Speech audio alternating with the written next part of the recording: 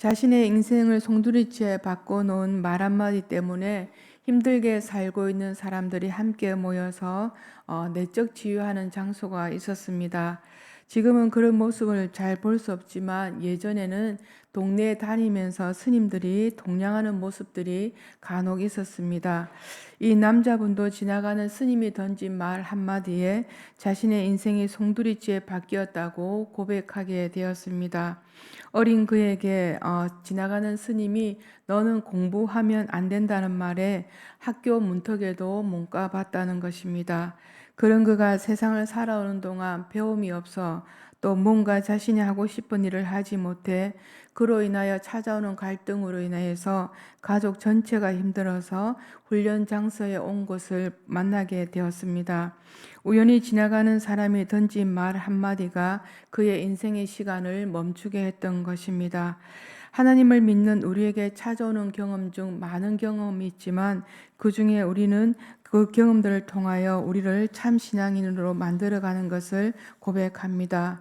하나님을 믿는 성도들에게 가장 귀하고 소중한 경험이 있다면, 축복이 있다면 죄인인 우리가 하나님의 자녀가 되었다는 사실과 천지를 지으신 하나님 아버지를 우리가 아버지로 부른다는 사실입니다. 하나님의 은혜를 알고 심령에 통회하고 자복하는 회개의 눈물을 흘릴 때마다 그 눈물을 통해서 마음에 세상이 줄 수 없는 하늘의 기쁨을 누리게 하기도 합니다. 우리는 저마다 많은 문제를 안고 살아갑니다.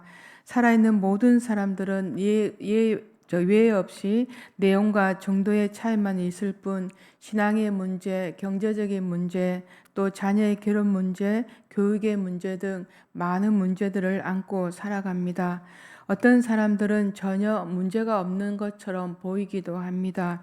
문제가 없어 보이는 사람은 있지만 문제가 없는 사람은 아마 아무도 없을 것입니다. 유약한 육신을 안고 살아가기에 어쩔 수 없는 문제를 안고 살아가는 우리 모두이지만 우리의 약함으로 인한 실패의 경험도 있습니다.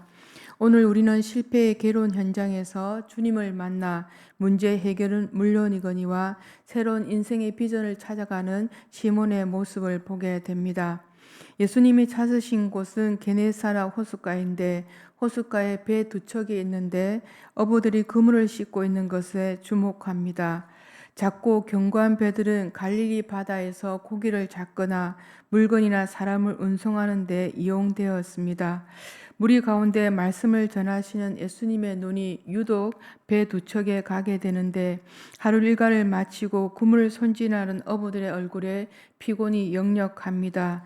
피곤한 가운데 손놀림을 보아하니 힘도 없습니다. 자세히 바라다 보니 그물을 엉켜 있는데 그물 사이로 고기는 보이지 않는 것입니다. 어부들의 얼굴에는 근심이 가득하고 하루 종일 힘들게 일하였지만 힘의 대가를 얻지 못하는 저녁이었습니다. 예수님께서 유심히 바라보다가 오르신 배가 바로 시몬의 배입니다. 호숫가에 두 배가 있었지만 예수님이 발길이 머문 곳은 시몬의 배이며 예수님의 마음의 눈길도 시몬에게로 향하였던 것입니다.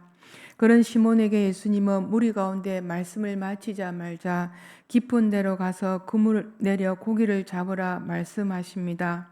5절 말씀에 우리들이 밤이 맞도록 수고하였지만 이라고 자신의 상황을 고백하는데 옆에서 말씀을 들은 시몬은 예수님의 말씀을 통하여 자신의 지금 처한 상황을 발견하게 됩니다. 그에게 찾아온 것은 수고의 대가가 아니라 바로 하루 일과의 마무리 실패였습니다.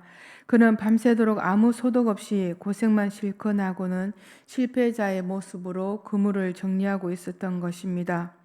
어부인 시몬이 밤새도록 노력을 하고도 얻는 것이 없었던 것은 부끄러운 정도가 아닙니다.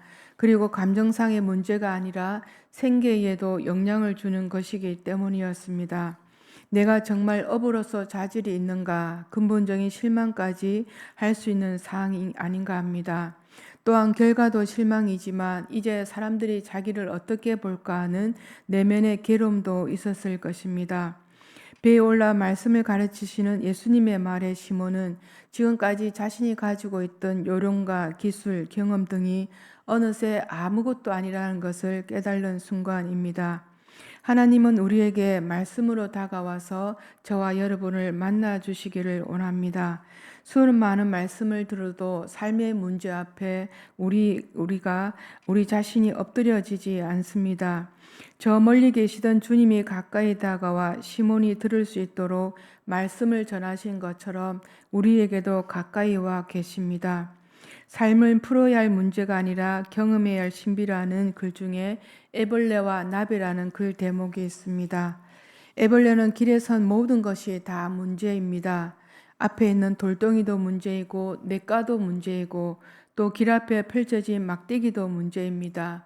애벌레에게 문제이지만 나비에게는 이 모든 것이 구경거리에 불과합니다. 애벌레가 나비가 되는 이 과정들을 사람들은 주목하지 않을지라도 귀중한 생명의 변화는 그들의 문제의 본질을 바꾸어 놓습니다. 이와 같이 유한한 인간이 무한하신 하나님을 만나는 순간 본질이 바뀌는 엄청난 사건이 아닐 수 없습니다. 우리는 세상 속의 문제와 더불어 저와 여러분이 살아갑니다. 오늘 시몬이 밤이 맞도록 고기를 잡았지만 얻지 못하는 것처럼 문제와 더불어 살아갈 수밖에 없는 우리의 인생입니다.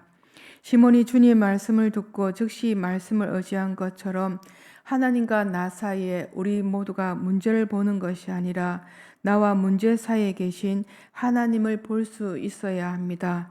우리는 우리에게 찾아오신 실패와 문제 앞에 나를 발견하고 거기서 주님을 만나야 합니다. 실패 현장에서 우리 자신을 발견할 때 주님 앞에 진정한 마음으로 우리 모두가 나아가게 됩니다. 자신의 실패를 인정하고 자신의 무능함을 깨달는 자는 주님의 말씀 앞에 철저히 순종하는 마음, 믿음을 갖게 됩니다. 갈릴리 바다에서 고기잡이를 해본 어부라면 누구나 예수님 말씀에 순종하기가 어려운 명령으로 여러 가지 면에서 불리한 것을 가지고 있습니다. 예수님은 고기잡이에 관한 지식이나 경험이 거의 없는 목수였습니다. 또 하나 고기 잡는데 최적의 시간은 밤인데 지금 태양이 바다에 눈부시게 비치는 아침입니다. 고기도 잡아보지 않는 예수님은 어부인 시몬에게 그물을 내리는 것이 적당한 깊이가 있는데도 불구하고 예수님은 깊은 데로 가라고 명하십니다. 예수님께서 시몬에게 깊은 데로 그물을 던지라고 말씀하실 때 시몬은 말씀에 의지하여 그물을 내리라고 순종합니다. 쉬운 순종은 아닐 것입니다. 어려운 순종의 이유는 먼저 상식적으로 맞지 않기 때문입니다. 깊은 데로 가서 그물을 던질 필요가 없는 것이기 때문입니다. 다른 거는 몰라도 고기잡이만큼은 시몬이 누구에게도 가르침을 받은 적이 없습니다. 얼마든지 이유를 달 수 있는 근거가 있음에도 불구하고 시몬은 이유를 달지 않습니다. 내게 말씀하시는 하나님 앞에 오늘 시몬처럼 순종의 마음이 주어지기를 기원드립니다. 기도하는 자에게 행할 마음도 주시고 말씀을 깨달을 수 있는 지혜도 주시는데 깨달음이 삶으로 행동으로 이어지지가 않습니다. 아브라함에게 고향을 떠나라고 하실 때 100세에 얻은 아들을 하나님 앞에 바치라고 하실 때 모세에게 홍해를 향하여 지팡이를 들라고 하실 때 여리고 성을 주위를 7일간 일주일간 돌라고 하실 때 하나님은 위대하신 역사는 토론과 이해로 이루어지는 것이 아니라 철저한 순종으로 이루어지는 것을 우리에게 보여주셨습니다. 인간이 이해하는 범주 안에서 위대한 기적은 일어날 수가 없습니다. 순종했을 때 그들은 하나님의 놀라운 일들을 눈으로 보게 되었습니다. 하나님이 말씀하시면 우리가 할 수 있는 것은 그 말씀에 아멘으로 하답하는 것이라 고백합니다. 오늘 시몬이 밤이 맞도록 수고한 것처럼 우리 인생 가운데 찾아오셔서 부르실 때가 있습니다. 시몬처럼 하나님 앞에 일꾼으로 부름받은 자는 끊임없이 자기를 비우고 하나님의 인도하심에 전적으로 의탁할 수 있어야 함을 고백합니다. 인간의 실패, 그것은 곧 우리 인생 가운데 찾아오신 하나님의 기회이기도 합니다. 그 기회를 주시는 하나님의 은혜가 우리를 새롭게 빚어 가십니다. 우리의 인생의 커다란 장벽들을 넘어서는 데에는 굉장한 힘이 필요한 것이 아니라 생명이 있는 주님과의 동행함이 늘 삶 가운데 있어야 함을 고백합니다. 주님과 진정한 만남이 이루어질 때 우리의 무릎은 겸손해질 수 있습니다. 우리 8절 말씀을 다시 한번 같이 읽어보겠습니다. 시작. 시몬 베드로가 이를 보고 예수의 무릎 앞에 엎드려 가로되 나를 떠나소서 나는 죄인이로소다 하니. 다른 사람 앞에 무릎을 꿇는 것은 자신의 자아와 자존심을 포기하는 것으로 겸손을 의미하기도 합니다. 무릎 앞에 엎드려진 것은 그 사람의 삶의 자존심의 마지막 선이라고 할 수 있습니다. 그러므로 그것은 종종 삶의 내용이나 삶의 질을 바꿔 놓기도 합니다. 예수 앞에 무릎을 꿇는 것은 우리 자신들의 본래 자아와 본래 삶을 찾아가는 길입니다. 삶이 매일매일 바쁘게 흘러갑니다. 바쁜 일상 속에 우리가 주님과 동행이 이루어지기 위해서는 주님 앞에 우리의 모습을 잃지 않아야 합니다. 진정한 마음이 담긴 고백이 주어질 때 겸손한 삶의 자세를 주님 앞에서 잃지 않을 것이라 고백합니다. 우리의 외마디에도 우리의 심령을 헤아리시는 주님 앞에 오늘도 우리는 진실한 마음, 진정한 삶의 자세로 나아가시는 우리 모두가 되시기를 기원드립니다.